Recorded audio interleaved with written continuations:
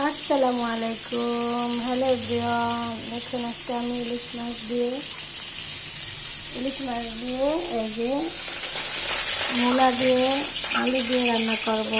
আমি এটা মূলাটা আর আলুটা হালকা, মূলাটা হাফ সিদ্ধ করে নিয়েছি। যদি হাফ সিদ্ধ করে না হয় মূলা থেকে একটা কেমন গ্যাস আসে, তাই আমি হাফ সিদ্ধ করে নিয়েছি। আর এদিকে আমি কড়াই বসিয়ে দিয়েছি রান্নার জন্য।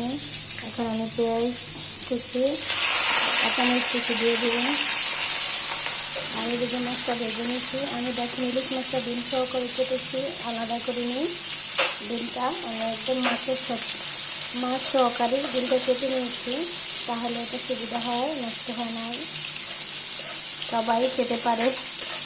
আর ওভাবে খালি করলে একজন বা দুজনে খেতে পারে। আর এটা যার পাতে দিন তার পাতে এই মাছটা সহকারে ডিমটা যাবে, তাই আমি এই জন্য এটা কেটে নিয়েছি, ডিম সহকারে মাছটা কেটে নিচ্ছি।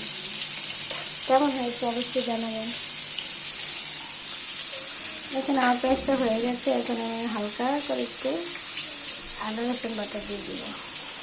অনেকেই বলে নাকি ইলিশ মাছে আদা রসুন দেয় না, আমি দিই।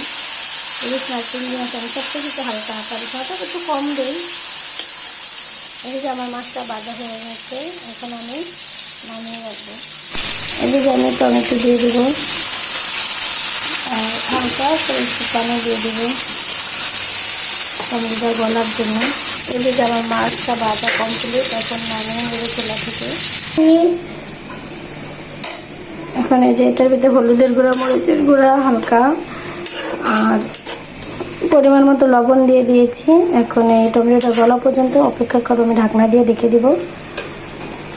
এই পর্যায়ে দেখেন আমার টমেটোটা গলে গেছে। এখন আমি তরকারিটা দিয়ে দেব।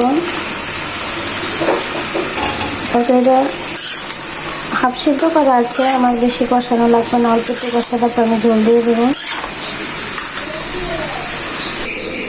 দেখেন অন্যদিকে আমি এখন চিংড়ি শুটকির ভর্তা করবো। চিংড়ি শুটকিটা আমি ভিজিয়ে রেখেছিলাম আধা ঘন্টা, তারপরে ধুয়ে জালিতে সেঁকে রেখেছি। এদিকে ধনেপাতা ধুয়ে রেখেছি, পেঁয়াজ কাঁচামরিচ এগুলো দিয়ে আমি পাটায় বেটে ভর্তা বানাবো, এটা আপনাদেরকে দেখাবো।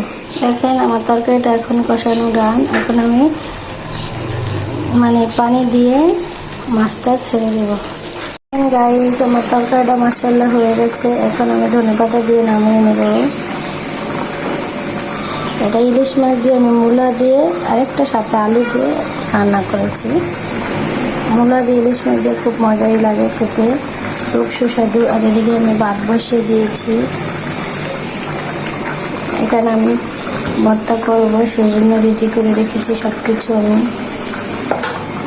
চিংড়ি শুটকি ভর্তা করবো। এদিকে তরকারি, কালকে আবার তরকারি আছে, কালকেও শুটকির ভর্তা আছে।